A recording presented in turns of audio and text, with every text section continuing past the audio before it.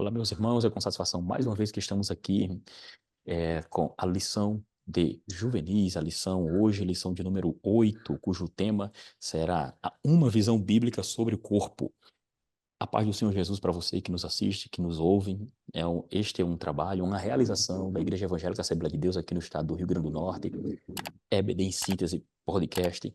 É o seu programa semanal e nós estamos felizes por estar aqui mais uma vez, juntamente com você.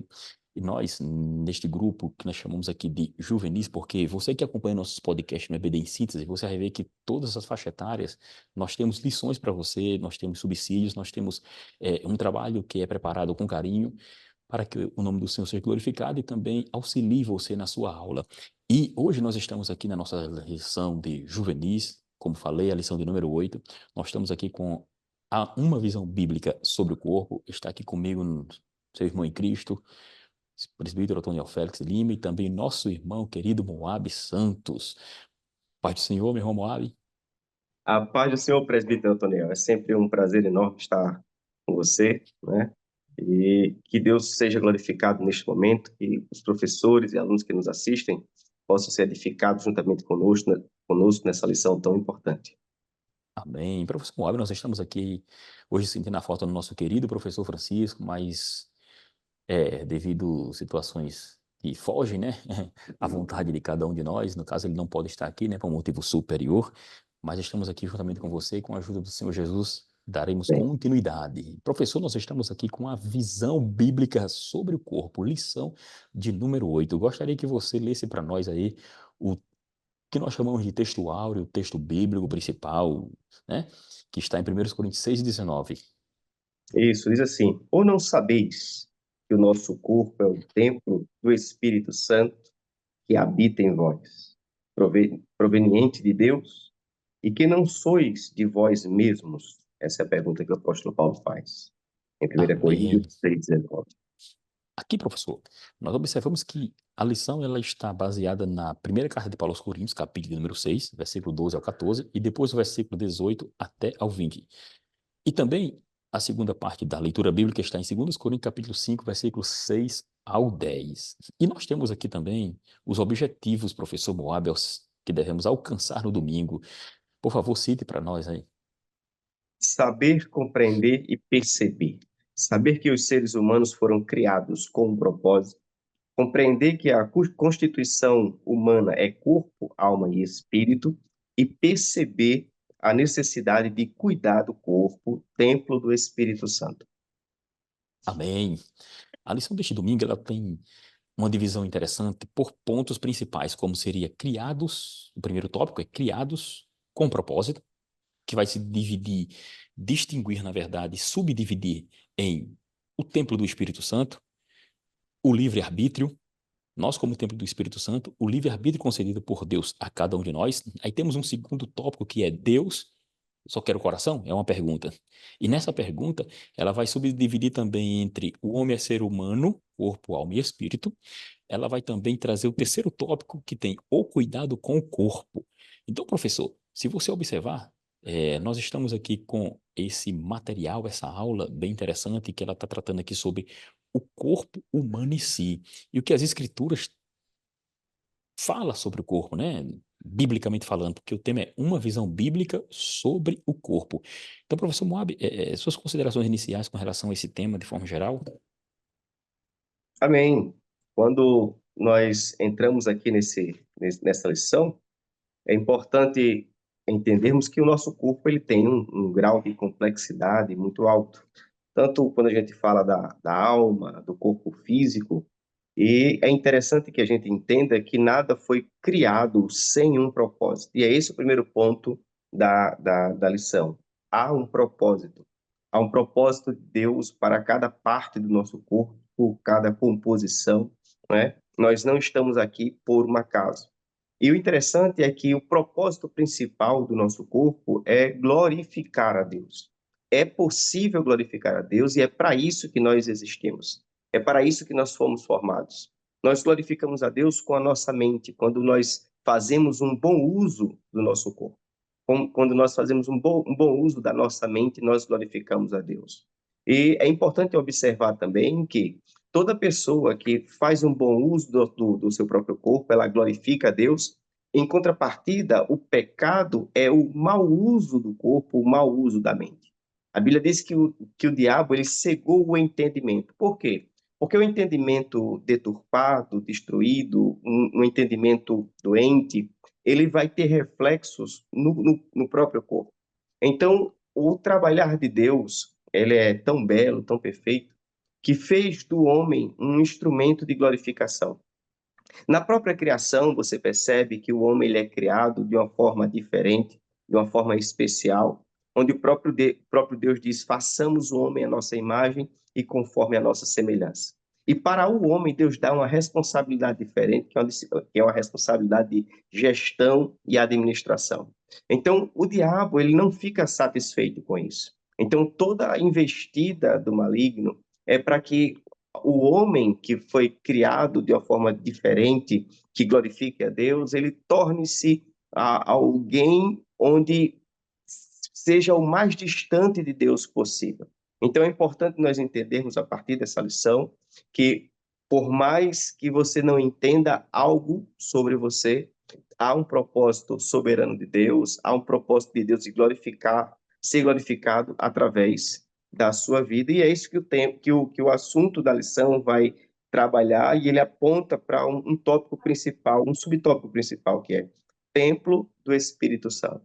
Uma pessoa que ela entende esse propósito e vive esse propósito, ela vai falar com sabedoria, ela vai escolher com sabedoria, ela vai viver com sabedoria. Por quê? Porque o Espírito Santo de Deus é espírito de sabedoria, de inteligência, de força, de forma que alguém que vive de acordo com os propósitos de Deus, ele glorifica a Deus em tudo o que ele faz. Amém. Professor, como nós estamos aqui e sempre falamos e frisamos que as nossas aulas, elas, na verdade, são subsídios para que ao professor ajudando no domingo, e como você bem introduziu, apontar o corpo como, em primeiro lugar, não maléfico, e sim algo criado por Deus, né? Que o corpo, como templo do Espírito Santo, é importante frisar isso no domingo.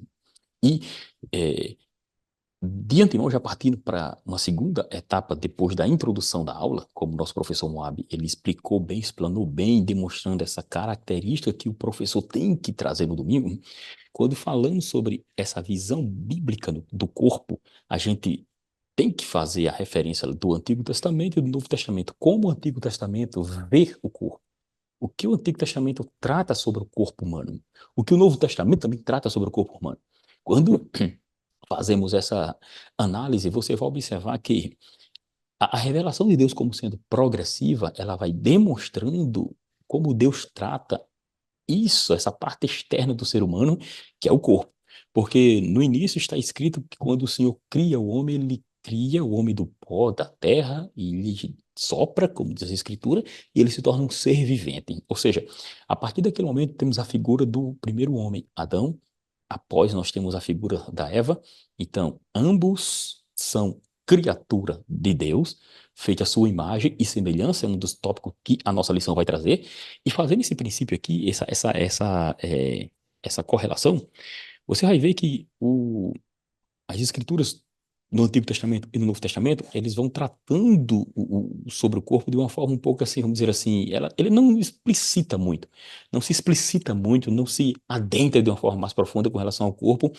No Novo Testamento já temos referências mais específicas. Por que estou dizendo isso? Porque tratamos no Antigo Testamento sobre o corpo em si. Você observa, professor, Moab, no domingo eu acredito que o professor tem que fazer essa correlação. No Antigo Testamento nós temos aqui a palavra para se referir a corpo. Ela é uma palavra que se refere ao cadáver, se refere ao corpo em si. Ou seja, ela é muito genérica. Mas quando tratamos do corpo de uma forma geral, o Antigo Testamento vai demonstrando que a referência para corpo, ela traz a ideia da carne em si. Ou seja, aí a carne, nós vamos entendendo essa carne, esse termo carne, como referência ao corpo no Antigo Testamento, e logo após vai sendo identificado como parte também da natureza humana. Ou seja, esse homem que é corpo, essa parte externa, esse homem que também tem uma parte interna, que nós chamamos aqui de espírito e também da alma, nós compreendemos que, fazendo essa distinção, nós observamos isso e eu cito, inclusive, nas pesquisas, quando nós estávamos estudando sobre a lição, nós temos aqui um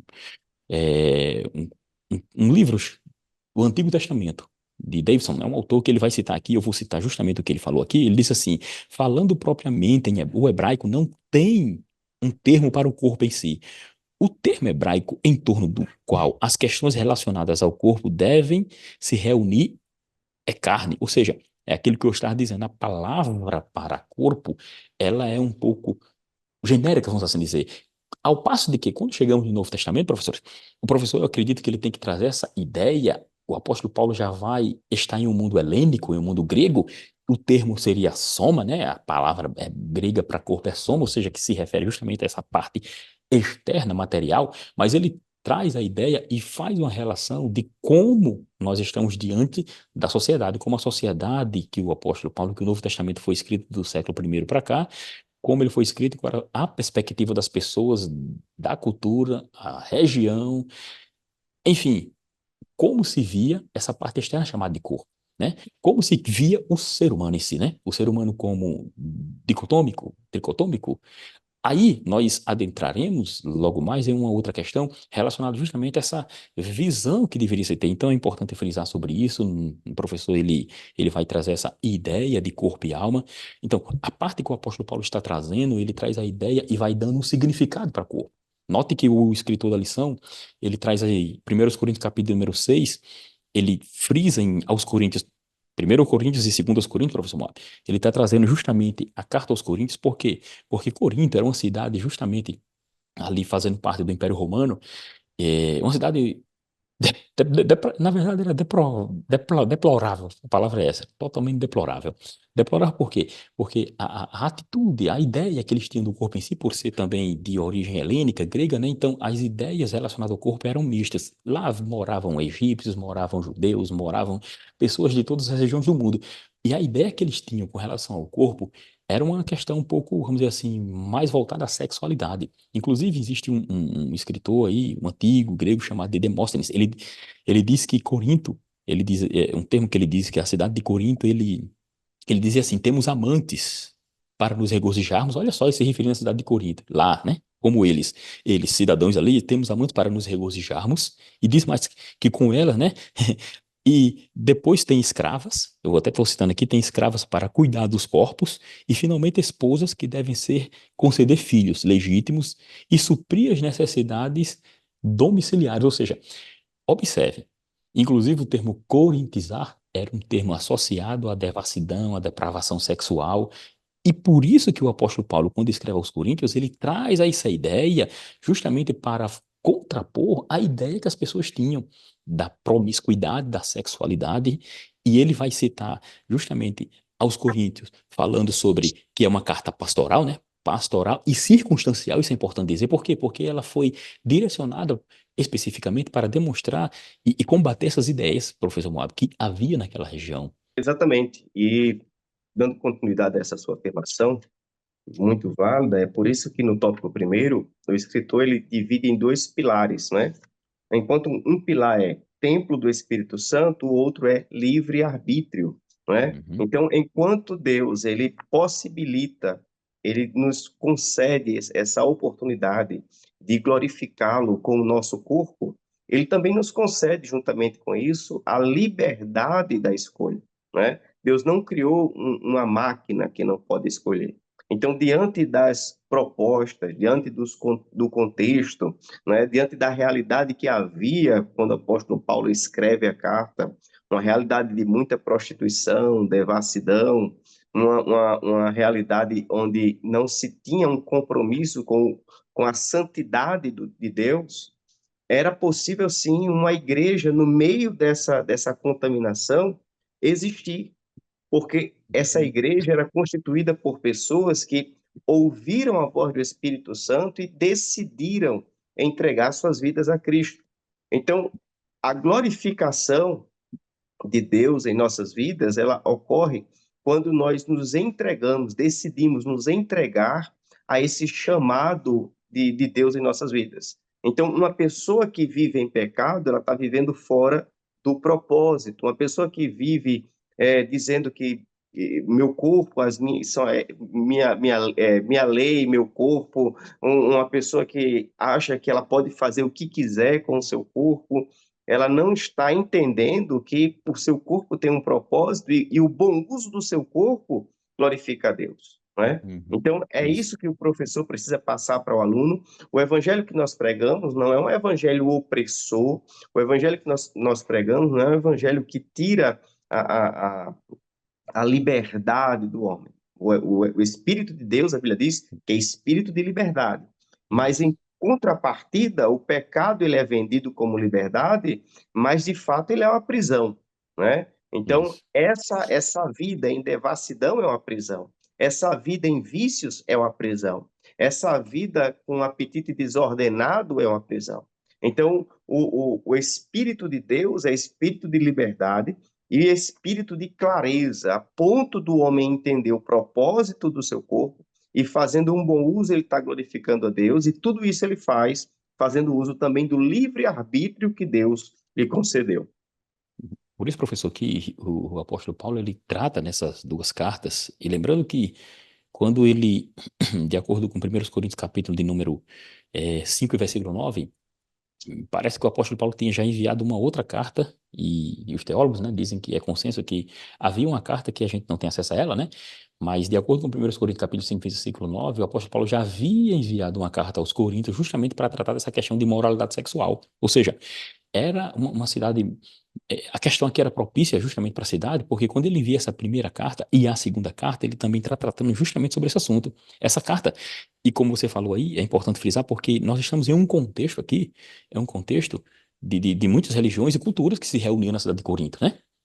Era uma colônia romana, como eu falei, então a lei e os costumes romanos eram importantes para a cidade. Então isso faz com que eles tinham, vamos dizer assim, deuses, cada um adorava seus deuses, inclusive os seus deuses faziam parte até dos negócios, das questões governamentais, da própria cidade, festas cívicas, alianças comerciais, ou seja, estava envolvido não só as divindades pagãs, como também a vida de imoralidade. Então, quando ele começa escrevendo na carta aqui, na leitura bíblica em classe, e eu friso aqui, para demonstrar que ela começa aqui justamente no capítulo de número 5, né, e vai até o capítulo 6, versículo 20. Esse tema começa no capítulo 5, vai até o capítulo 6 e o versículo número 20. E o nosso autor da lição, ele dividiu aqui em 6, 12 ao 14. E já quando nós entramos na segunda carta, capítulo 5, versículo 6 ao 10, nós temos aqui um outro tema que ele vai trazer, porque ela é uma complementação justamente dessas questões relacionadas ao mau uso do corpo, porque ele já inicia no versículo 12, 1 Coríntios 6, dizendo que todas as coisas me são lícitas, mas nem todas me convêm. Aí ele fala justamente sobre o que nós chamamos aqui de liberdade, né? Essa liberdade que não pode fazer com que nós estejamos o quê? Escravos dela. A partir desse momento, você começa a entender que a visão de Paulo era relacionada justamente porque havia também na cultura greco-romana também, e principalmente entre os gregos, a questão relacionada ao corpo, como se dava, né? Nós temos ali várias escolas, mas em especial tanto Aristóteles como Platão e Aristóteles, nessa sequência, eles tinham uma visão um pouco assim dúbia com relação ao corpo, né? E é importante frisar porque Paulo está diante dessa cultura, né? Diante dessa cultura, o apóstolo Paulo. Segundo Platão, a alma ali no sentido bem geral era o princípio vital ali do corpo, fazia a pré-existência do corpo. Então, para ele, a alma ela sobrepunha, sobrevivia à morte. Já Aristóteles não pensava dessa forma. Então, é o que eles identificam lá na teoria filosófica de dualismo. Ou seja, para eles, quando o homem morresse, justamente a alma também morria. Ou seja, ele chamava de alma, corpo e alma como forma e matéria. Ou seja, por que é importante frisar isso? Porque Paulo está nessa sociedade. Paulo está dentro dessa sociedade que vê o corpo de uma forma, inclusive para Platão, esse corpo, se valorizava tanto a questão da espiritualidade que o corpo ele tinha uma desvalorização em relação à alma, porque seria, no caso aqui, superior, né? Então, por que é importante frisar isso aqui? Porque nós observamos essas escolas, temos aqui o apóstolo Paulo diante dessa realidade, e ele traz essa ideia justamente para demonstrar que, é, diante aos coríntios, ele vai demonstrar que no primeiro ponto que falamos, você já entrou, mas aqui eu estou frisando, é criados com um propósito, e ele vai dizer que nós temos a imagem e semelhança de Deus. Essa imagem e semelhança de Deus, ela não é só também, vamos dizer assim, interna, como preceitos morais, a parte imaterial, que é a alma e o espírito, né? Como a primeira imagem de Deus, não. A nossa também semelha. O corpo humano se assemelha em quê? Ou seja, o homem, quando foi criado, a imagem e semelhança de Deus, ele foi criado num todo, corpo, alma e espírito, para se assemelhar ao seu Criador. Então, onde é que entra o corpo humano aí? Comentaristas, teólogos, filósofos, dizem que o corpo humano, como é que o homem revela Deus através do seu corpo? Porque através do seu corpo, ele vai revelar o domínio, porque através do corpo, dessa parte material e exterior, que o domínio que é atribuído a Deus, que só Deus tem domínio, é a partir do corpo que ele domina. É a partir do corpo que ele se expressa, é a partir do corpo que ele se manifesta a sua vontade. Aí nós entramos aqui, professor, na questão do ser humano, como o autor da lição diz, que a cultura materialista desse mundo tem desvalorizado este mundo aqui, né? Tudo que Deus criou, inclusive o corpo humano, porque já reduz o corpo humano a nada, né? E outro já exalta demais, a ponto da questão do hedonismo, como já tratamos em outras lições, né? E aqui a lição, e o apóstolo Paulo está trazendo que, demonstrando que a importância do corpo é tão grande que quando Deus nos cria a sua imagem e semelhança, nós temos o caráter e a natureza de Deus. Este corpo é templo de quem? Do Espírito. Esse corpo é templo do Espírito Santo. E se é templo do Espírito Santo, ele tem um valor. Exatamente. E quando nós falamos de corpo, eu estava lendo aqui, o que está escrito em Efésios, capítulo 5, versículo 29, diz assim: além do mais, ninguém jamais odiou o seu próprio corpo, antes o alimenta e dele Uhum, cuida, como isso. também Cristo faz com a igreja. Então, olha que interessante, o apóstolo Paulo, ele além de dar ênfase à questão do cuidado do corpo, da alimentação do corpo, né? Que Uhum, ninguém vai querer fazer mal ao seu próprio corpo, ele traz uma excelência maior quando ele compara a igreja como o corpo de Cristo. Então, assim como Cristo isso. também, ele faz uso da igreja como o seu corpo, e como você já mencionou aí também, através da igreja, o mundo conhece a Cristo. Através do corpo, o mundo conhece a Cristo, né? É a igreja que avança, é a igreja que age, é a igreja que está em atividade visível para o mundo.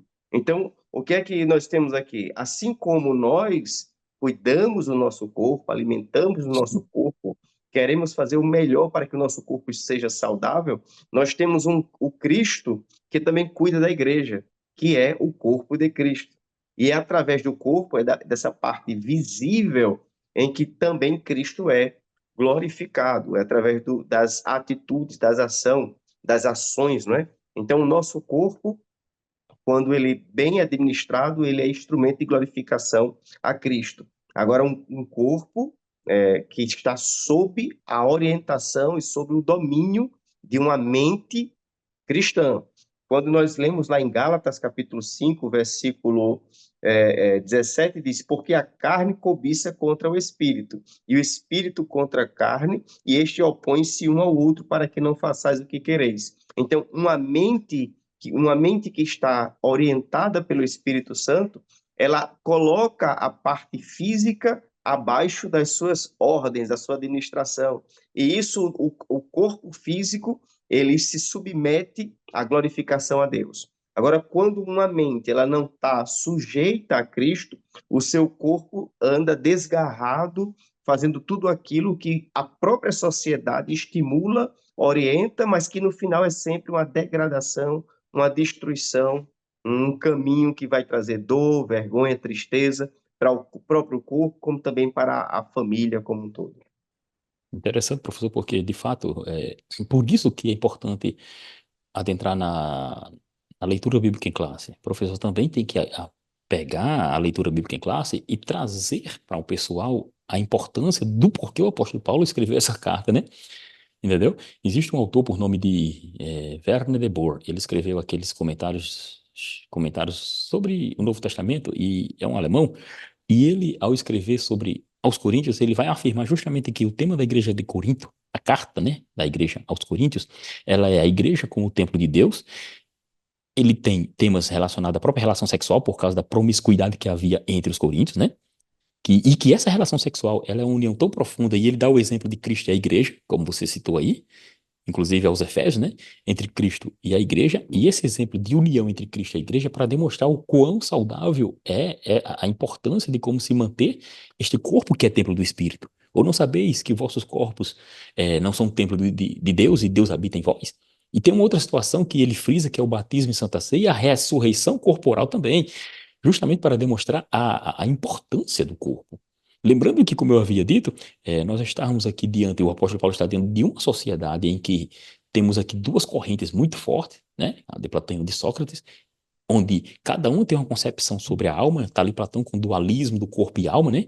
Essa estrutura que comporta aí esse elemento divino, que seria a alma para ele, né? E o elemento propriamente humano, que é o mortal, tal. E tem outra coisa também, que quando tratamos lá do próprio Aristóteles, que é importante frisar, porque inclusive essa lição ela tem um pouquinho de apologética, né? O nosso tema geral, né? E quando tratamos disso, é importante frisar porque nós temos aqui essa ideia de Aristóteles tratando a alma como um elemento, assim, um instrumento natural, o corpo como um instrumento natural da alma. Isso é o termo que eles usam lá, né? Para se referir a esse desenvolvimento. Inclusive, tem um termo chamado de elimorfismo. Isso, elimorfismo. O que seria elimorfismo, né? É porque essa questão chamada de elimorfismo, ela vai consistir nessa forma de que seria o corpo e matéria. A alma é a forma e o corpo é a matéria. Ou seja, para ele essa unidade é indissociável. Então, quando um morre, acaba-se tudo. Ou seja, temos aqui o chamada mortalidade da alma, né? Ou seja, não é uma doutrina tão nova, né? Essa mortalidade da alma. Para nós, há uma imortalidade. Para Platão também a alma sobrepõe a morte do corpo. Com isso, o apóstolo Paulo está justamente trazendo a ideia de que o homem, como imagem e semelhança de Deus, como na nossa lição está trazendo aqui, imagem e semelhança de Deus, respectivamente, né? Imagem e semelhança de Deus, essa frase, ela vai demonstrar justamente essa imagem do próprio Deus, como Deus vê o homem na sua perfeição. E, professor, já avançando mais um pouquinho, né? Quando tratamos aqui desse tema de uma forma geral, e como nós dissemos aqui, o professor, ele vai atentar sobre isso, frisar sobre essa imagem material, essa imagem de Deus no homem, Deus quando cria o homem, a lição traz aqui esse templo de Deus, e ele traz um ponto importante, porque ele diz que não podemos praticar atos imorais e pecaminosos com a justificativa da famosa frase, meus corpos, minhas regras, como defende o feminismo, para justificar, aí ele coloca aqui o aborto, ou seja, o corpo humano, inclusive pelo nosso Código Civil, lá no artigo 11, tem o artigo 11, nosso Código Civil, o artigo 11 ele vai tratar sobre a personalidade em si do ser humano, né? E quando ele trata sobre a personalidade, ele vai dizer que a personalidade do homem, ela é intransmissível, essa questão do ser humano, né? Por isso que quando se comete dano moral, ele se comete um dano contra a imagem, contra a pessoa em si, né? Contra aquilo que eu entendo como o eu subjetivo, como dizemos em direito, né? Ou seja, essa questão, essa personalidade, ela é intransmissível. E quando tratamos desse assunto aqui, a personalidade também está vinculada ao próprio corpo. E você observa, professor, que ele trata de um assunto aqui justamente trazendo a justificativa de meus corpos e minhas regras para fazer o que quer com o corpo.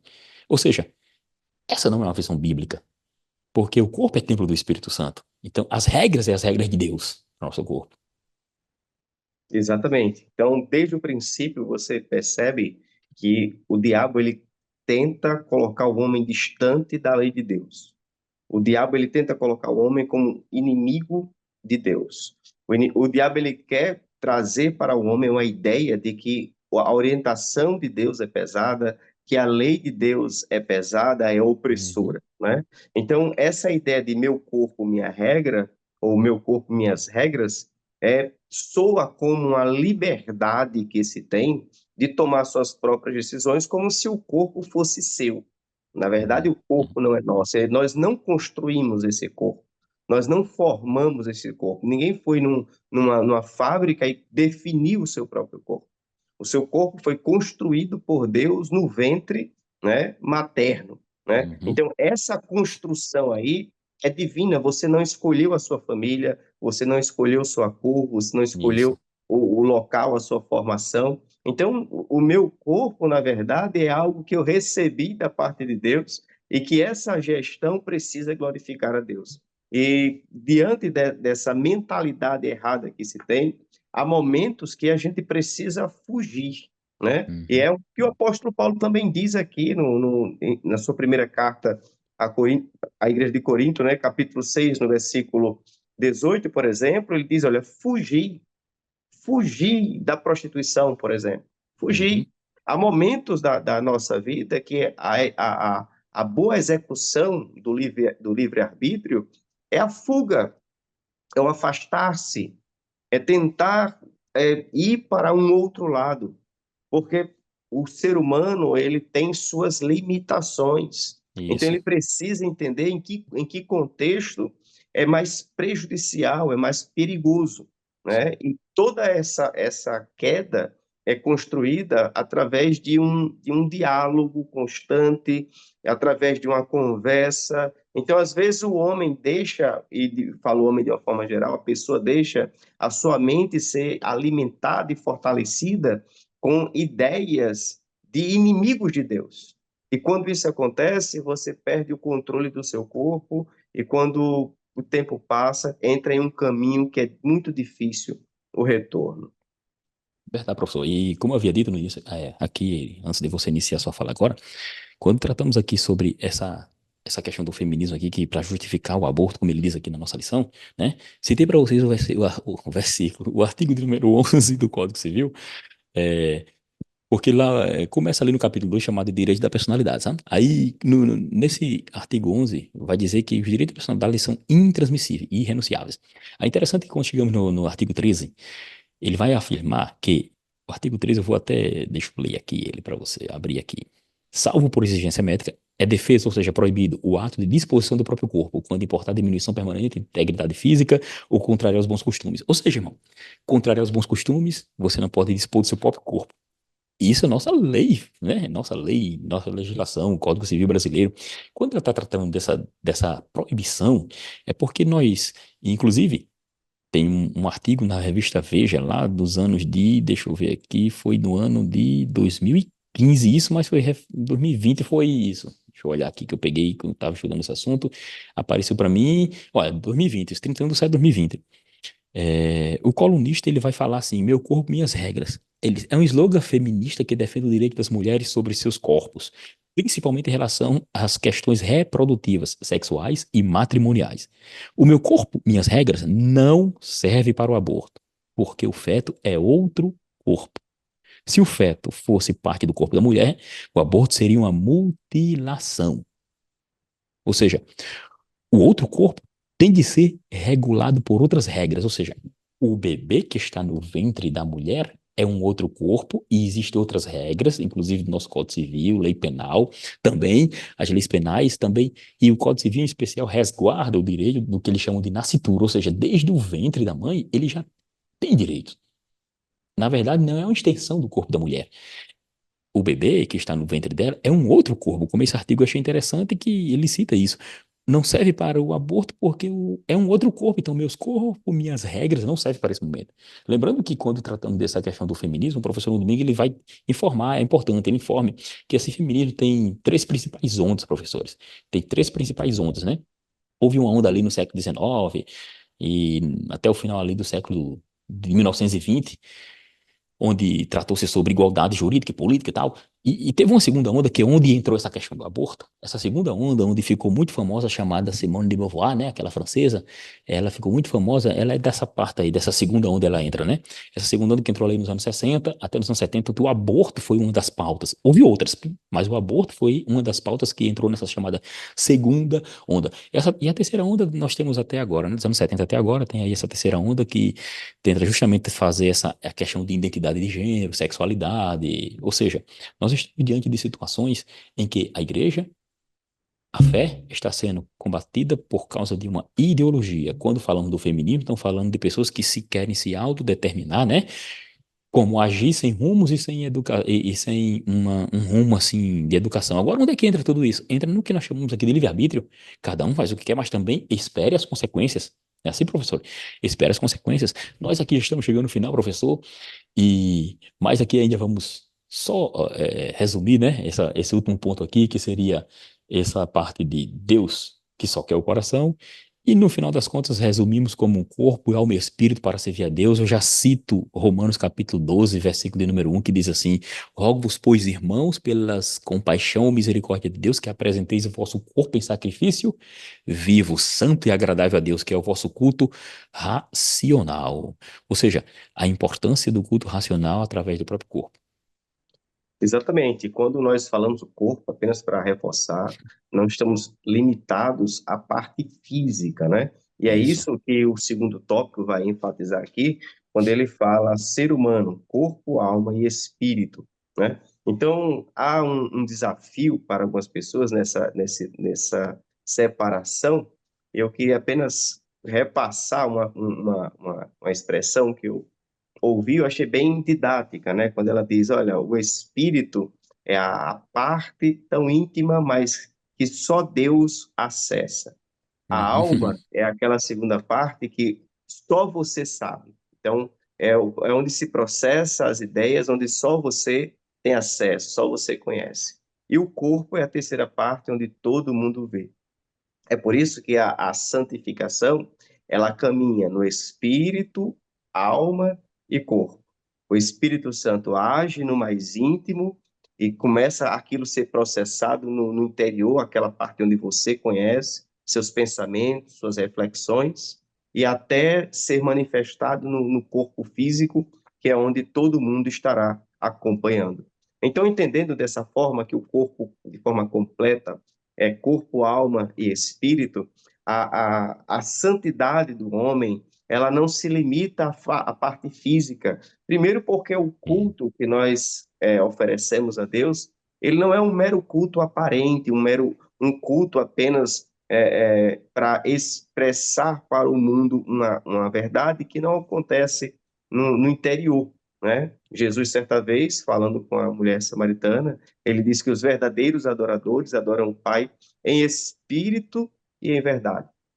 A verdadeira adoração, o verdadeiro culto, ele acontece de forma completa. Então, a boca fala o que o coração Hum. está cheio. Então, quando nós louvamos a Deus com a nossa voz, é porque o nosso coração, a nossa alma já está pulando de alegria, já está cheia de paz.